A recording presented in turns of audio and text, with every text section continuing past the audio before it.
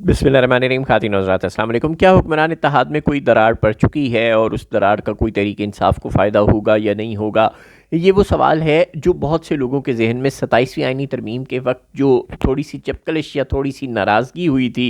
Establishment और peoples party और नून league के दरमियान, उस वक़्त से लोगों के ज़हनों में मौजूद है। एक तो नवाज शरीफ साहब को धूप लगवाई थी नून लीग ने, कुछ अरसा के लिए वो बाहर आए थे और उन्होंने कुछ नून लीगी अरकान से बात करते हुए कहा था कि ख़जाने का महकमा आपके पास है और ये वो आपके पास है, तो अगर परफॉर्म नहीं कर रहा दाखिला का या ख़जाना का डिपार्टमेंट तो हमारा इसमें क्या कसूर है। और ये भी था कि हम बिलावल भुट्टो की तरफ से कि क्यों हम 18वीं तरमीम को रोल बैक करें, क्यों सूबों का शेयर हम वापस करें, और बिलावल भुट्टो ने किया भी नहीं। जो 18वीं तरमीम से मुतल्लिक़ बातें थीं, यानी सूबों का शेयर कम करने से मुतल्लिक़ जो 18वीं तरमीम में तजवीज़ थी, या पॉपुलेशन की जो वजारत थी या जो हेल्थ की वजारत थी वो वापस वफाक को देने की बात थी, ऐसा कोई मुतालबा बिलावल भुट्टो ने तस्लीम भी नहीं किया। सिर्फ अदालत से मुतल्लिक़ और आर्टिकल 243 जो कि खालिस्तन फ़ौजी मामलात से मुतल्लिक़ था, उन्हीं में तरमीम की गई। उसके अलावा जो मजिस्ट्रेटों का निज़ाम और जो दीगर मुतालबात थे 27वीं आइनी तरमीम में इस्टेब्लिशमेंट के, वो नहीं माने गए। और साथ ही जो नून लीग की तरफ से तहफ़्फ़ुज़ात का इजहार किया जा रहा था और ये कहा जा रहा था कि डिफेंस फोर्सेस के स्ट्रक्चर में कोई तब्दीली उस कदर ना की जाए जितनी कि पहले 27वीं आइनी तरमीम में कर दी गई, नोटिफिकेशन के वक्त उसको कुछ रिवर्स कर दिया जाए, यानी रोटेट कर दिया जाए। ये डिफेंस फोर्सेस के चीफ़ का ओहदा नेवी और एयरफोर्स और आर्मी के दौरान वो भी ना हुआ, यानी कि मामलात तो सेटल हो गए और इवेंचुअली तरमीम भी हो गई, नोटिफिकेशन भी हो गया। लेकिन अब ये सवाल मौजूद है कि क्या ये दरार अभी बाकी है और इसका कोई रिज़ल्ट आएगा और इसके नतीजे में कोई पीटीआई को बेनिफिट मिलेगा या नहीं। तो इसके लिए बग़ैर गुस्से में आए, बग़ैर इश्तियाल में आए, ठंडे दिल से नून लीग को भी, पीपल्स पार्टी को भी और पीटीआई को भी कहानी को समझने की ज़रूरत है कि साल, 1.5 साल, 2 साल, 6 महीने इसका हमें कोई फौरी आउटकम आता नज़र नहीं आना। उसकी बाकायदा स्ट्रक्चरल रीजंस हैं। जब कोई आर्मी चीफ नया आता है तो क्या वो फ़ौरन मार्शल लॉ लगाता है? बिल्कुल नहीं। पहले वो तमाम ओहदों पर अपने मर्ज़ी के बंदे लगाता है। अब DGISI से लेकर DGMI से लेकर DG आइए, ये जो इंटर सर्विस पब्लिक रिलेशंस का महकमा ISPR का है, इसका DG, और फिर अहम जो कोर कमांडर्स हैं उनकी तैनाती अपनी मर्ज़ी के लोगों की उन ओहदों पर, और फिर 10 कोर और इस तरह के जो हसास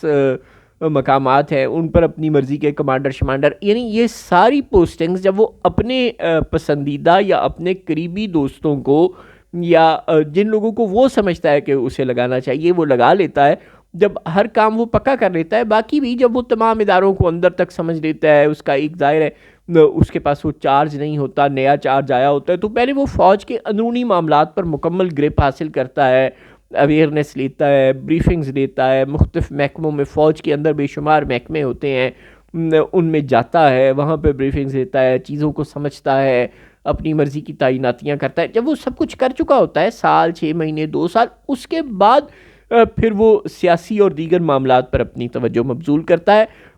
ताकि उसे पता होता है कि अंदर कोई प्रॉब्लम नहीं है, अंदर हर जगह मेरे अपने लोग हैं जिनके साथ मेरी अच्छी कम्युनिकेशन है, तो वहाँ पर जो भी मामला होगा वो फौरी तौर पर मेरे नोटिस में भी आएगा और वैसे ही हल होगा जैसे कि मैं चाहता हूँ।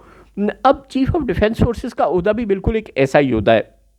इस ओहदे के वजूद में आने के बाद अभी तब्दीलियाँ होनी हैं। अभी कमांडर स्ट्रेटजिक फोर्स बनना है, 1-2 और भी ओहदे 4 स्टार जनरल अनाउंस किए गए थे, वो भी अब फ़ौज में आने हैं। 2 4 स्टार जनरल्स मज़ीद आने हैं, एक कमांडर स्ट्रेटजिक फोर्स और एक और। ये जब दोनों आ जाएंगे और फिर नेवल और एयर चीफ़ के साथ एक अच्छी सिनर्जी बन जाएगी, जब ये जो चीफ़ ऑफ डिफेंस फोर्सेस का नया हेडक्वार्टर तश्कील दिया गया है वो हेडक्वार्टर ऑपरेशनल हो जाएगा, उसको कोई 2-4 महीने काम करते गुजर जाएंगे और वो आपस में अच्छी कोऑर्डिनेशन में आ जाएंगे, सब कुछ इंटैक्ट हो जाएगा। नेवी और एयरफोर्स के आला अफसरान के साथ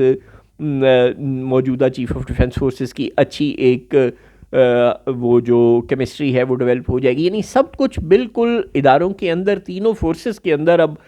अच्छे से कंट्रोल में, या यूं कहें कि एक अच्छी कोऑर्डिनेशन में आ जाएगा, एक अच्छा वर्किंग रिलेशन, एक सब कुछ बिल्कुल ओके मूड में चला जाएगा। उसके बाद फिर 28वीं तरमीम की बारी आएगी। अब वो अच्छा सब कुछ होने में कम से कम 6 महीने, ज़्यादा से ज़्यादा साल तो लग ही जाया करता है। 4-6 महीने लगेंगे, ठीक है, ज़माना तेज़ हो गया है, लेकिन बहरहाल 4-6 महीने कम से कम लग जाएंगे। जब ये 6 महीने साल का वक्त गुजर जाएगा तो उसके बाद फिर 28वीं तरमीम की दाग बेल डाली जाएगी। फिर उसमें भले नए सूबों की बात हो, भले बल्दियाती हुकूमतों को ज़्यादा एम्पावर करने की बात हो, भले 18वीं तरमीम में सूबों का शेयर कम करने की बात हो, या इस तरह के और मुतालबात हों, वो ज़ेर बहस आएंगे। फिर पीपल्स पार्टी और नून लीग अपने अपने मुबैना तहफ़्फ़ुज़ात अगर उन्हें हुए तो वो इजहार करेंगे, ना हुए तो वो उसी तरह पर काम करते रहेंगे। और अगर उन्होंने इजहार किया और अगर पीपल्स पार्टी ने फिर कोई जोश हुर्रियत दिखाया और कहा कि नहीं, ये आइन भुट्टो की अमानत और इस तरह की बातें की और कहा कि 18वीं तरमीम को रोल बैक नहीं करने देंगे, तो फिर बिल्कुल इस बात का इम्कान मौजूद है कि कोई दरार पड़ सकती है। लेकिन वो भी सिर्फ इम्कान की हद तक है अगर कोई बगावत करता है, वरना आपस की बात है, एज ऑफ दिस मोमेंट कोई ज़्यादा लगता नहीं है कि पीपल्स पार्टी या नून लीग चून चना करेंगे। अब इन्होंने उसी तनख्वाह पर ही काम करना है, क्योंकि जो DGISPR की प्रेस कॉन्फ्रेंस थी जिसमें ये बताया गया था कि ज़हनी मरीज़ के ख़िलाफ़ शदीद रद्द-ए-अमल का मुज़ाहरा किया जाएगा, उससे पता नहीं PTI वाले तो डरे हैं कि नहीं, लेकिन आपस की बात है, वो सियाने कहते हैं ना, तिये सुनते नूहे कान कर। तो नून लीग वाले और पीपल्स पार्टी वाले ज़रूर डर गए होंगे, उन्हें पता लग गया होगा कि यार अगर ये PTI के ख़िलाफ़ इतना सख्त बोल सकते हैं तो हो सकता है हमारे खिलाफ भी बोल दें, इसलिए हम तो चुप ही कर जाए। इसलिए हो सकता है कि अब 28वीं तरमीम के वक्त बिलावल भुट्टो बिला चूनो चराई हुक्म की तामीर कर दे, और शहबाज शरीफ तो आपको पता है ताबेदार बच्चे हैं, नवाज शरीफ बोला भी तो कोई नहीं उसे लंदन भेज देंगे। तो इसलिए इस बात के इम्कानात बहुत कम है कि कोई दरार आएगी, और अगर आई भी तो उसका वक्त कोई 1.5 साल से पहले ज़ाहिर नहीं आने वाला।